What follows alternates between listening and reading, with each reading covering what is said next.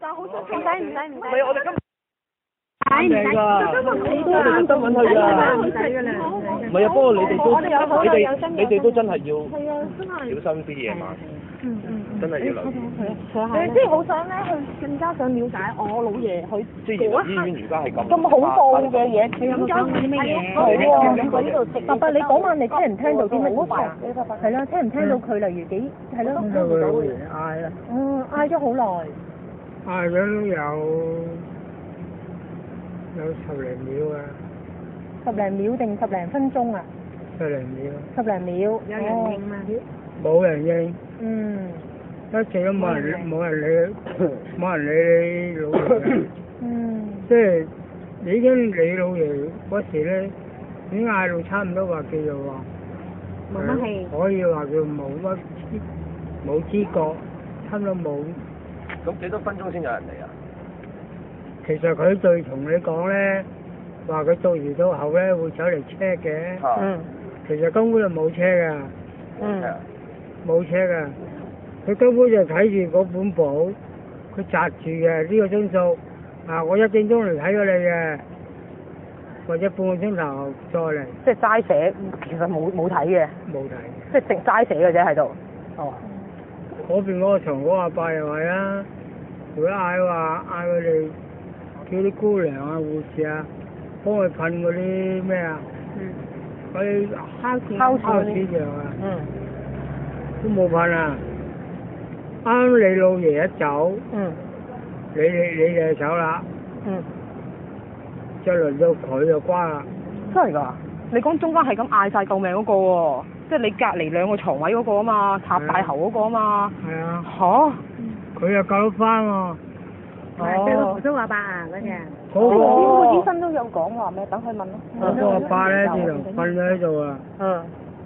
個護士走嚟拍佢，拍佢都冇反應啊，眼就擘大咗。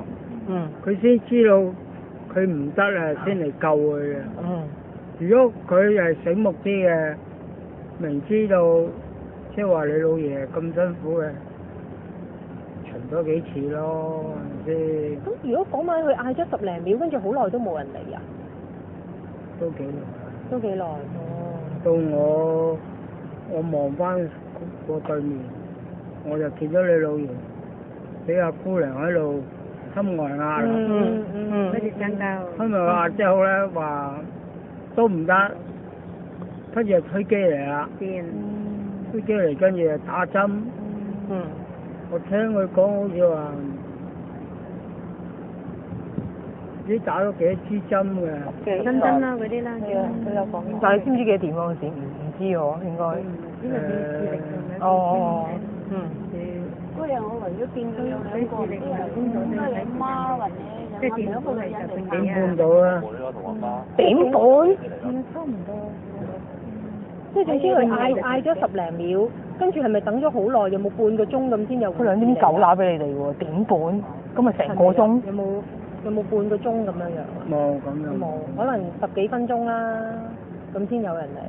嗰個10幾分鐘好緊要㗎。但係咧，佢咧10幾分鐘咧，佢係咪隔離咧？佢哋同我解釋咧，就話佢斜對面有一個床，有一個人咧，佢哋幾個護士就掛住你嗰個人啊，係咪啊？係啊，佢成日都嗌啊嘛。菩薩阿伯要嗌緊，咁佢就去救緊阿阿伯，意思即係話好多人就係封住阿伯，就可能就有啲遺留到諗到佢，可能都唔係咁危險，因為阿伯係隨時走㗎嘛，講明㗎啦嘛，佢而家個情況㗎嘛。咁如果我哋老爺嗌得大唔大聲啊？佢都嗌得好慘咁㗎啦，係咪啊？我都可以醒咗。醒得嘅，即係嘈得醒你咁樣，嘈得醒你咁樣。因為太近啦，佢嗰個範圍真係，即係好係啊，同埋你夜晚咁靜咧，你少少聲都聽到㗎。聽到阿伯講。即係所以係咪應該其實即刻聽到㗎嘛？係咪啊？啲護士聽到㗎嘛？正常係咧，應該佢瞓着俾佢嘈醒嘅，其實應該你就要聽到嘅。如果你係做護士，即係你瞓緊嘈醒咗你啊！我老爺嗌到，係啊，瞓着㗎嘛？我瞓着㗎啦。佢係瞓着嘅，其實佢都比較溫溫頓頓嘅，因為佢冇吸氣咧，其實佢比較溫溫頓頓。咁你有冇見到佢嗌嗰個樣係咪都好慘好辛苦啊？佢唔睇清楚，你而家陣間佢睇完咁。個樣咧，但係佢個心境好清楚。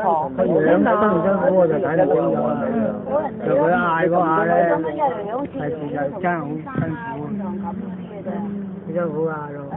佢又衰到又唔俾人留低嘅喎，你俾人留低，喂你可能你一邊病床，你可以你唔好話個留啊，大家隔日都有一頭。喂，大家送我弟出咗嚟咧，我就覺得好停，因為點解走咗？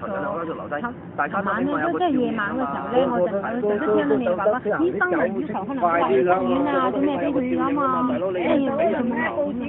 咁嘅心臟冇講，冇講，冇講啊死啊！咁真係咩嘅？佢本身就係得哮喘嘅咋，佢冇心臟病。係啊，佢冇心臟病。但係哮喘就會驚佢喺個幾秒鐘會突擊㗎嘛。係啊，會。但我老豆有藥㗎，佢有藥㗎。睇唔到唞唔到氣嗰下應該會休克咯，休克就會昏迷咯。一樣嘢就係話咧，佢同佢換過啲新藥。佢同佢換咗啲新藥啊？有咩？有換藥嘅喎。佢有冇？佢有應該有醫療報告有。係咯，做咩咁快啊？佢好好喎，我見你有換藥。係啊，好胃口㗎，食晒㗎。係咯。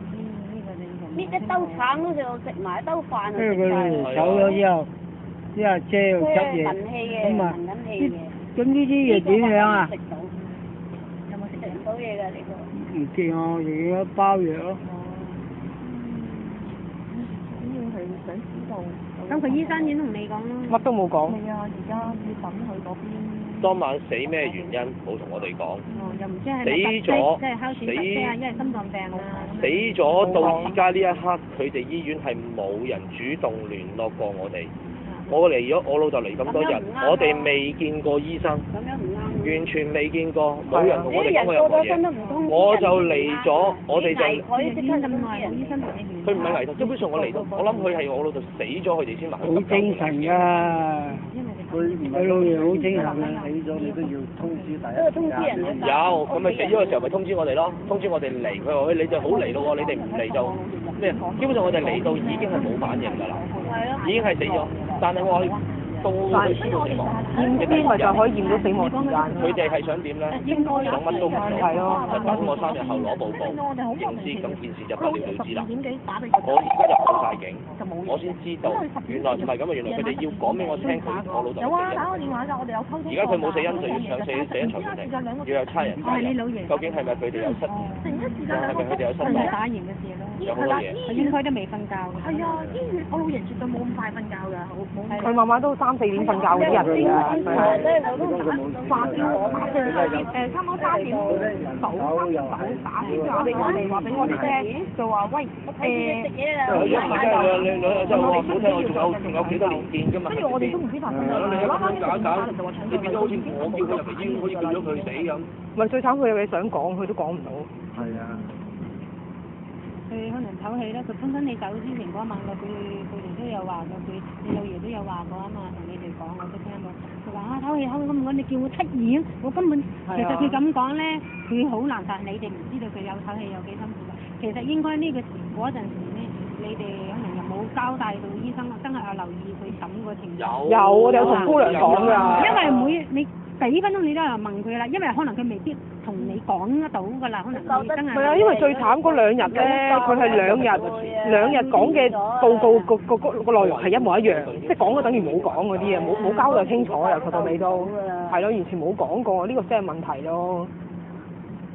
佢通知我嘅時候就話已經喺度急救緊，話急救緊都冇用。你而家嚟揾佢個報告啊，佢啲嘢佢都未。哇！咁唔急救咁點啊？我梗係急救啦。跟住我嚟到問點解佢仲喺度淨係好似做戲咁咯？嗰啲人都冇喺度㗎啦，即係停咗中間停咗啦。係咁樣知道做戲咯，俾你睇係啦。我嚟咗佢好快。都有做到嘢。係啦。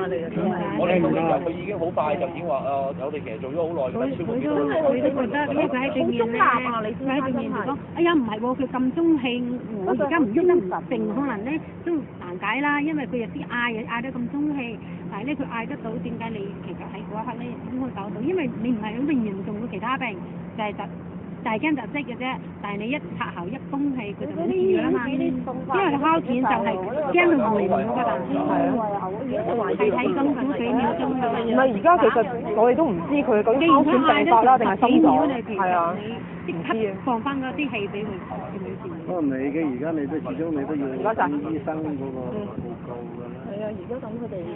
你嘅而家你要做嘅，你只不過你係等佢報告嘅解釋。你如果你唔接受佢解釋，你先至。唔係啊，佢哋冇諗過要同我哋解釋啊！你明唔明啊？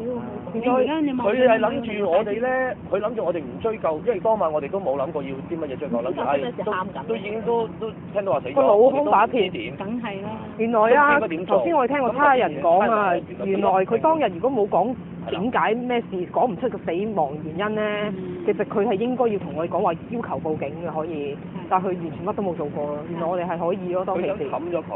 係啊。即係如果我哋唔報警，咁佢咪你3日後就攞咗佢死亡報告，跟住出埋死亡證，跟住就好難聽冇得聽㗎啦，已經冇咗㗎啦。係啊，攞咗死亡證就冇㗎啦。而家我哋就唔攞死亡證啦。攞死亡證咪有停止喺度。而家要停止喺度，要佢上法庭出報告。係啊。要知咩事？頭先我哋見翻佢啲咩高級醫生、護士啲，個醫生一聽到我哋講話要上死亡法庭，跟住嗰個醫生都由頭到尾個主診醫生啊，一句嘢都冇講過。呆啦，個主診醫生已經呆㗎啦。係啊。解釋咯，因為你對人哋唔公平咯，你要講俾人哋知。有講過咯，但係最慘係個老人家佢冇事，即係如果你話救到嘅，佢事後再有啲咩事冇嘢好講，佢都交代晒啦，係咪先？但係最慘唔係呢個問題，係真係佢哋搶救嘅時間就係冇理過，就係嗰一刻就變咗好白冇咗條心理。1秒好耐㗎啦，已經喺嗰一刻就真係爭好遠㗎啦。